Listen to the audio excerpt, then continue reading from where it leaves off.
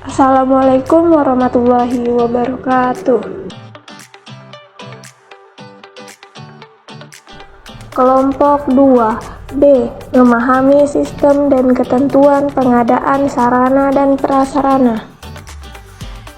Perkenalkan, nama saya Nurul Fadila S. Perkenalkan, saya Tri Reski Putri. Perkenalkan, nama saya Ahmad Fauji. Perkenalkan, saya Renol Effendi. Perkenalkan, nama saya Nur Fitriani. Perkenalkan, saya Sari Melinda. A. Sistem sentralisasi atau sistem terpusat adalah cara pengadaan perbekalan di mana kewenangan dalam pengadaan perbekalan untuk seluruh unit kerja dalam organisasi diberikan pada satu unit kerja tertentu. Beberapa kelebihan penggunaan sistem sentralisasi adalah 1. Dapat mengurangi harga persatuan karena biasanya dengan menerapkan sistem sentralisasi ini pengadaan dilakukan dalam partai besar sehingga perusahaan diberikan potongan oleh penjual.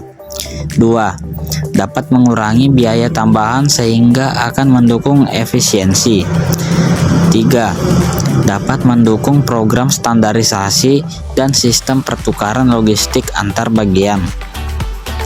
Adapun kekurangan-kekurangan dari penggunaan sistem sentralisasi ini adalah 1. Kebutuhan yang mendesak dari suatu unit tertentu dimungkinkan tidak cepat dilayani dan dipenuhi karena bagian pembelian masih menunggu daftar kebutuhan perbekalan dari unit-unit kerja yang lain, sehingga dapat memengaruhi tingkat efektivitas dan efisiensi kerja unit-unit kerja dan organisasi secara keseluruhan.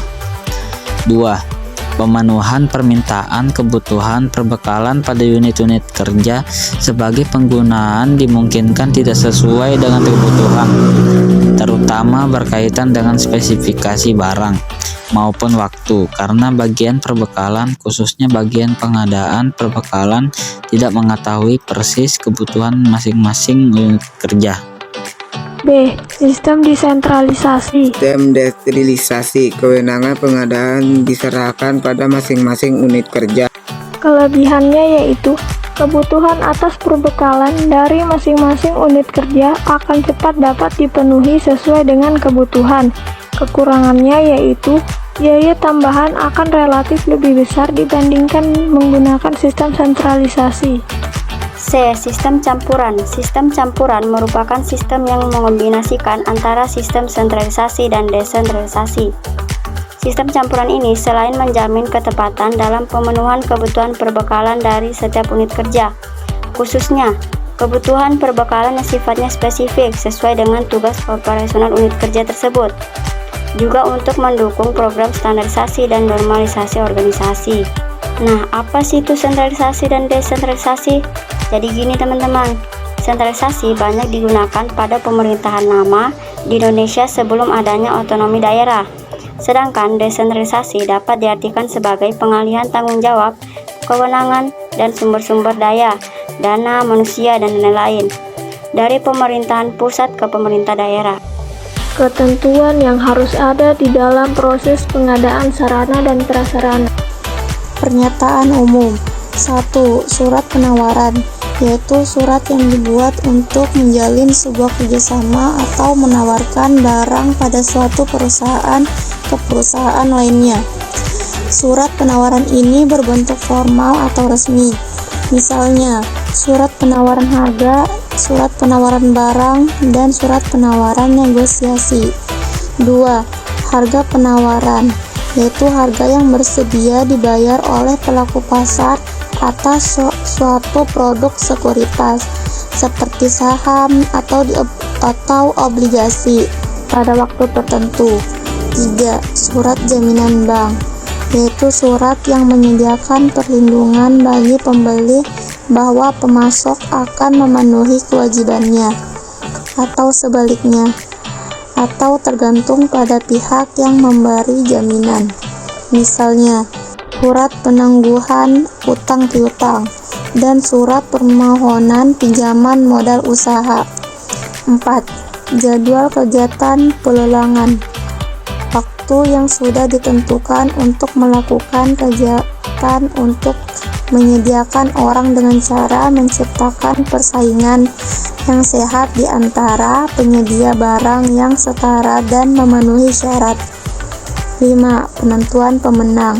Tahap terakhir untuk menentukan penyedia barang yang mana akan dipilih oleh suatu perusahaan untuk memasok perbekalan kantor.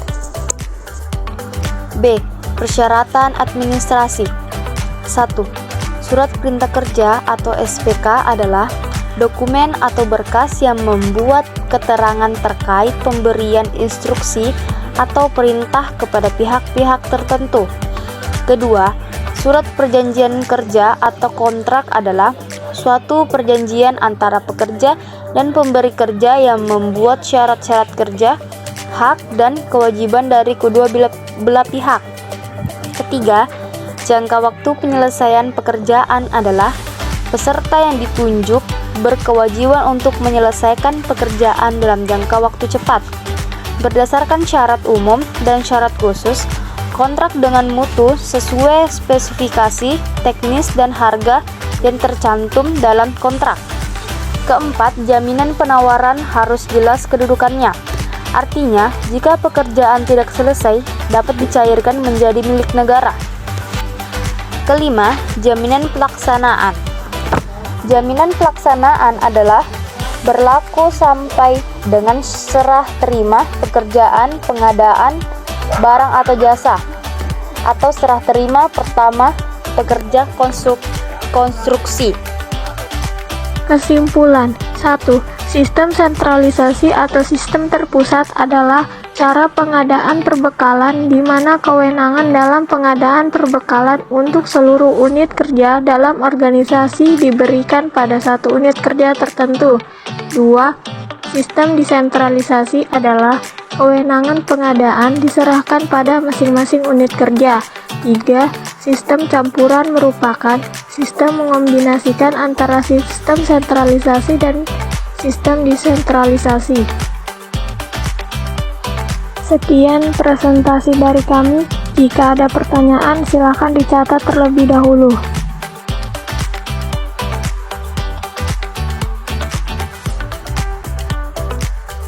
Terima kasih. Wassalamualaikum warahmatullahi wabarakatuh.